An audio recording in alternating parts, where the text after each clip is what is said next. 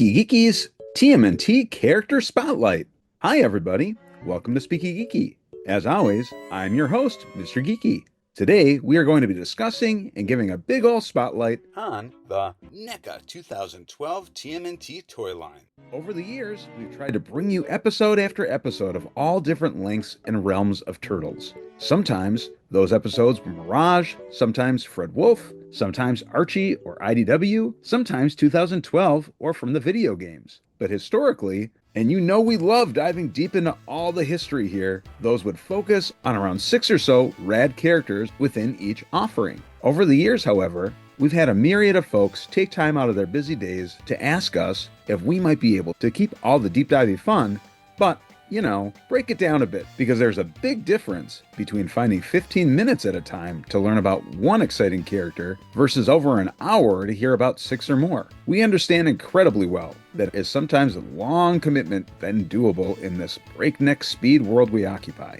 So we figured, heck, we think there's a way to meet folks where they're at. However they'd like to view our deep dives, by creating both a long form episode and a series of shorter, broken down character specific episodes. So that way, we're putting the turtle power of choice in the viewer's hands on how they would like to interact on all our dorky character content goodness. Plus, this way, if you like a specific character and want others to know how freaking bodacious they are, boom! You can share a quick story with them versus throwing a full-on shelf of encyclopedia books their way. That said, we'd love for fans to weigh in on who you would like to see covered in our TMNT deep dives too. So be sure to let us know in the chat and in the comments below, because who knows? Some of your choices may end up making an appearance or two in one of our upcoming episodes as well. So welcome to our new-ish Spotlight series, where every episode we choose a different character from the various worlds of Turtles, and eventually other shows as well, to deconstruct their origins for your viewing entertainment. A reminder here too that each of these episodes can be found in their fuller form within other episodes within our channel as well, which we'll always be sure to conveniently drop links for within the video and the description. So if that is your preferred way of hearing more, by golly, we got you covered there too. Now sit back, relax, and enjoy hearing more about a specific character within the world of Turtles than you could ever want to know.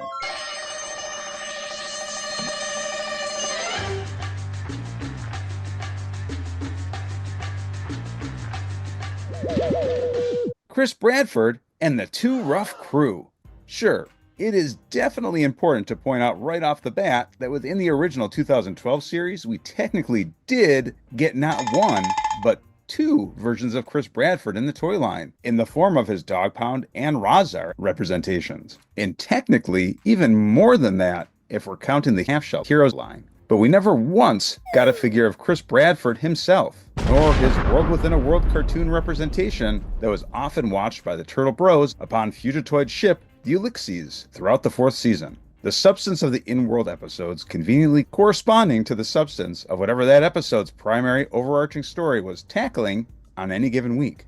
It goes without saying that we absolutely will require 2012 NECA versions of both Dogpound, Razar, and Chris Bradford Human Prime version as well. But because we already did obtain versions of at least 2 of the 3 iterations of these characters in the classic Playmates line, for the sake of this video, we are going to operate under the assumption that those are more likely to get figures without the need to make an argument for them right off the bat. So here, we'll lean more into versions we haven't had the joy of adding into our collection yet. With that said, this wasn't always our intention, and we did already create nifty original art surrounding those characters too.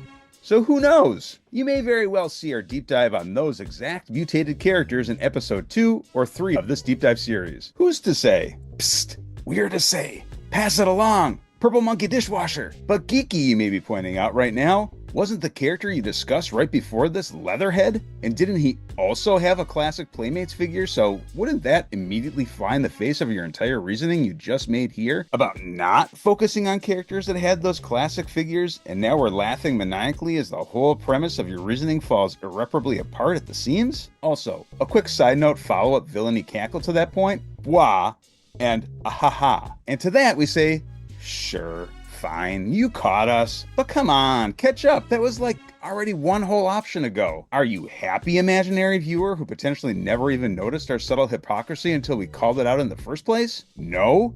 You're not? And now you're primarily just concerned for our mental health for fixating on this to begin with, instead of focusing on the deep dive? No? You don't want to see where this very rapid descent into madness goes? Well, okay then, that's fair, and we appreciate that. Mental health is important and respected, so instead of having an unnecessary fight with our inner bully right here in the open, we'll just say thank you, and better luck next time, Professor Anxiety. Before we move too far forward though, it's worth noting that the Turtles' in-world cartoon characters, of which Chris Bradford firmly resides, in addition to being in, air quotes, live-action personality within the Turtles' actual world, are a zebra of another color here that 100% also need to be actively discussed as potential toy possibilities, as they are so often overlooked as logical universe-building options. And each of these 1000% added immeasurable wealth to the Turtles' world, where to completely ignore them, and all they did toward building meaningful layers into the narrative, would be like a big old kung fu grip-style slap to the face to fans and collectors. We'd say we'll cover some of these characters like Krognar the Barbarian, Space Heroes,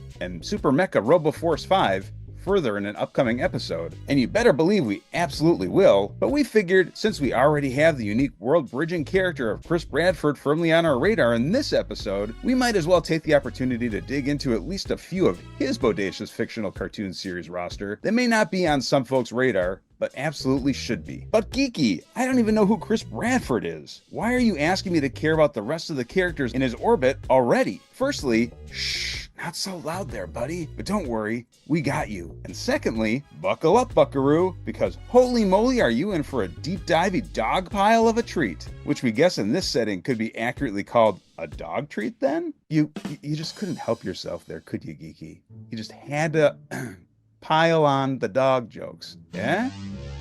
Eh? So what made this character so dang cool? Chris Bradford within the scope of 2012 is a little hard to pin down as just one thing. A good way to think of his human self, by way of pop culture references, might be to see him as a mix between Chuck Norris, Rambo, and Johnny Lawrence. But we're still talking classic Karate Kid era. Sweep the leg, not that whole redemption arc later series stuff. With just a pinch of Tatsu from the live-action TMNT movies thrown in for good measure. Within the 2012 world proper, he is a bit of a celebrity with the Turtles as a chief dojo master, who also, spoiler alert here, but not really if you're familiar with the character of Smash and his army of Crooked Turtle Gang members from the Fred Wolf 1987 series, or again, Tatsu from the live-action movies, is part of the Foot Clan and is helping to recruit an army for the Shredder. Bradford has a bit of a mythic celebrity status among Michelangelo, who later sees his badass martial arts skills up close, first as a momentary tutor, and then again, on the opposite end, as Bradford's cavorting with the Shredder comes to light and then single-handedly gives the Turtles a run for their money in combat. Later on in the series, we see Bradford take a handful of additional shapes, including Dogpound, and then a second, undeniably more monstrously terrifying mutation as Razar. But again, for the sake of this focus, we'll largely just be discussing his human iteration. And even with just that caveat, we're still talking about a few incredibly fun, never-before-seen in plastic options. We would be remiss if we didn't at least mention that we also think it would be incredibly rad to see what-if-style mutant versions of his Dogpound and Razar selves imagined within his World Within a World cartoon universe too. And we may have spelled out what something like that could look like right here for folks who have an interest in seeing what our off-kilter mind is engineering up to this effect. But as we noted, Chris is just the tip of the iceberg here. If we're looking to really get the full Chris Bradford experience, we're going to need to throw his oh-so-deliciously 80s and bodaciously fun RUFF KREW into the mix as well. And a wealth of his over-the-top villain of the week baddies in for good measure. As we brought up earlier, the character Chris Bradford in the show had a wholly different feel than his RUFF KREW cartoon within a cartoon persona. TMNT has a wonderfully long history of looping in meaningful pop culture homages, and the 2012 series was absolutely jam-packed to the brim with these little fandom Easter eggs. Eagle-eyed fans of classic corny 80s cartoons might have sussed out that RUFF KREW was an almost copy-and-paste nod to the short-lived 80s cartoon series based on the karate sensation Chuck Norris's self-starring series Karate Commandos, which saw the well-known star leading a team of colorful commandos, that's commandos with a K, against laughably ham-fisted cartoony villains week after week. Essentially, Chris Bradford's crew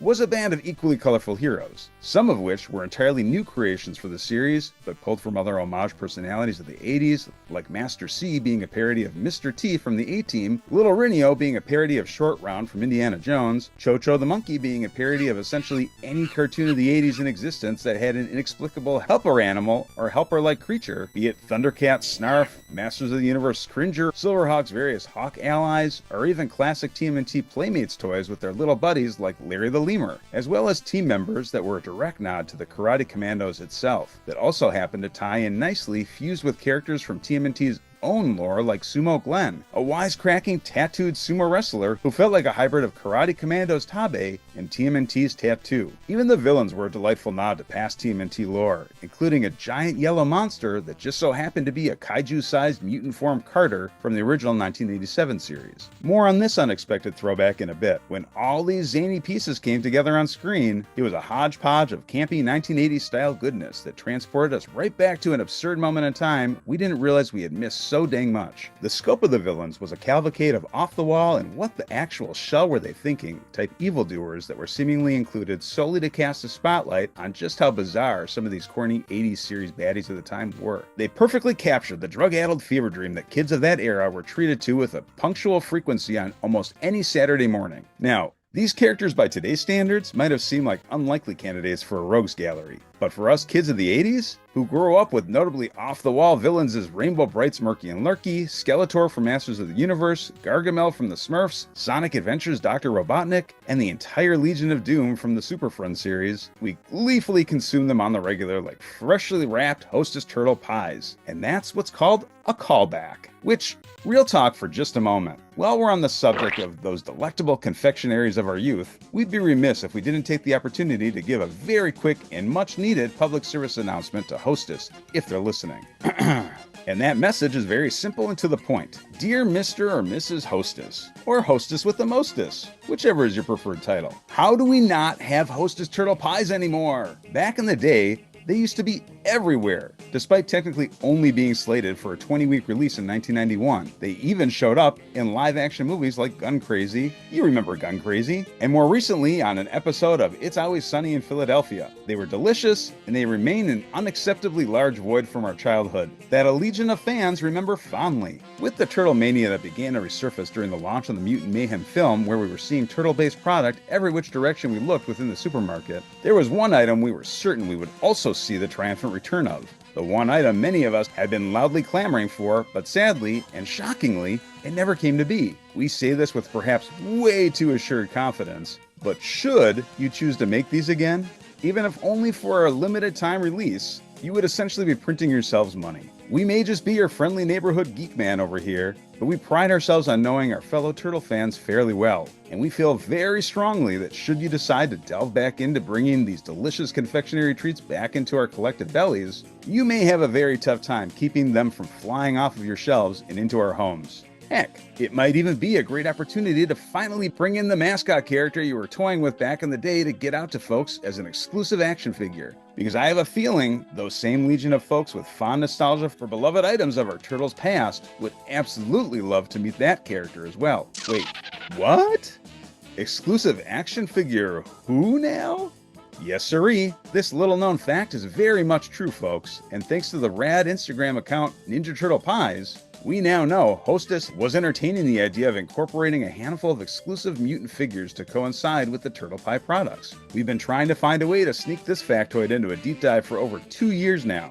So boom, here's your first look at Samurai, Prantis, and the Turtles' very own personal riding slugs, who, consequently, very much feel like characters that could have popped up within the 2012 series either as actual characters or designs that could have been snuck into one of Mikey's various comic books for eagle-eyed fans to discover. Samurai, who was a leading option to be made as a figure, actually predated another fairly well-known Beetle mutant from the TMNT Tournament Fighters game, and we like to think he may have inspired that character named Sisyphus, who in our humble opinion is also way overdue for a figure of his own. Though the primary reason it never materialized was Playmates rejecting Don Secrece and Hostess's original concept art, we like to think that with a company like NECA, who relishes in the deep cuts as much as we do, and has already started to make the foray into Tournament Fighters figures with characters like Armagon, if enough demand is proven to be there, we certainly wouldn't rule anything out. Well, that certainly was an unexpected detour. What was it we were talking about again? Oh, right. Chris Bradford's absurd and absurdly colorful villains. First up, there was Fake Master, who was what you might get if you took Morph from the classic X-Men animated series and shook him up with Spider-Man's Chameleon, Thundercat's Mumra, and a big old dash of G.I. Joe's Zartan. As was the case with essentially all of his rogues gallery, we only saw Fake Master briefly, but it was clear he had a long history as an antagonist to Bradford and his two RUFF crew, that they had been butting heads on many an occasion, and it left us viewers desperately hoping to see more of what those interactions could have been, but sadly, were never more fully fleshed out. When we are introduced to him, he is disguised as Bradford's girlfriend Felicia, who was herself, by the way, a very evident parody of Natalie Poole from the classic toy line and cartoon Action Man. And when this is ultimately discovered, Bradford laments that he's been dating a rubber suit for 3 years. So we know our 2012 self likely just appreciated the Zartan homage and kept watching, but current day Geeky has some fairly big questions. For starters, did this mean Fake Master had been helping the two RUFF crew take down all his fellow villainous associates for all those years? This is a minor one, but still worth asking because of classic logistics. But wouldn't the inside of that suit get super itchy and smelly over time? Was Chris actually ever dating someone other than Fake Master? Or was it Fake Master from the start? And importantly, if Felicia was in fact a real person, what the shell happened to Felicia?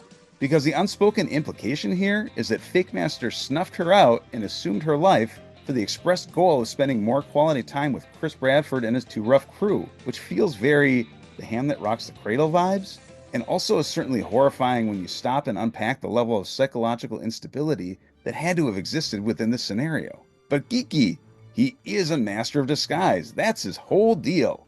No, sorry, just no. This ruse lasted 3 years. A lot happens in a relationship in 3 years. To keep up the facade for that long would essentially mean becoming this completely different person, fully committed to the role. It's more than just pulling off a rubber bodysuit and saying, "Haha, I fooled you." Seriously, what the actual frack was the endgame here? We have covered a ton of villains in our deep dives, but legitimately, Fake Master may be the darkest villain we've ever covered. To put this into further TMNT context, it would be like if Shredder murdered Splinter, not in battle, but just to get close to the Turtles, and then instead of telling the Turtles, he wore his skin and imitated him day in and day out, gaining their trust, taking down Krang and his old henchmen, sharing in intimate family moments like birthdays and milestones, and then, after 3 years, pulls off the Splinter skin to say, "Surprise, Turtles, it was me, the Shredder, all along." Just what? Why? What does he stand to gain other than to prove he can successfully trick them? Our brain hurts. So, ugh. I don't know, let's just pivot to discuss who makes up the rest of this rogues gallery now. Besides the horror movie in the making that was Fake Master, Bradford's merry band of miscreants also consisted of Microchip, who was a bit of a cross between if he took the feralness of Austin Powers' Mini-Me and swirled it around with a healthy dose of Puck from Alpha Flight.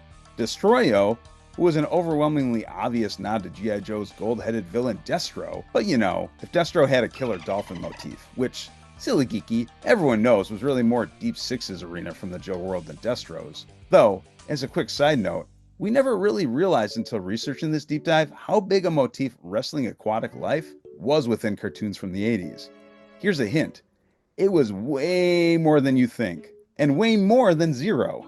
And speaking of wrestling aquatic life, that brings us to Captain Reptile, who was, in a nutshell, what you'd get if you threw a decorative helmet on a talking Gorn from the Star Trek animated series. Despite us not knowing too much about this villain who had a striking resemblance in origin to Spider-Man's The Lizard, there is no denying that his blood wasn't the only thing cool about him. Are we just a sucker for all things anthropomorphic lizards and not so coyly looking for excuses to sneak as many of them into this toy line as we can? Sure, that could absolutely be the case. But are we wrong to think this? Absolutely not. But perhaps one of the most important villains from this expanded roster is Bradford's insidious primary baddie in the form of Ninja Commander, who has an appearance that feels like if Street Fighter's M. Bison had a love child with Palladium's Truckin' Turtles and Kinzo Hattori from Teenage Mutant Ninja Turtles Legend of the Super Mutant. Or should we say, forms of Ninja Commander. As over 10-year-old spoiler alert here, Ninja Commander turns out to be none other than Little Rinio?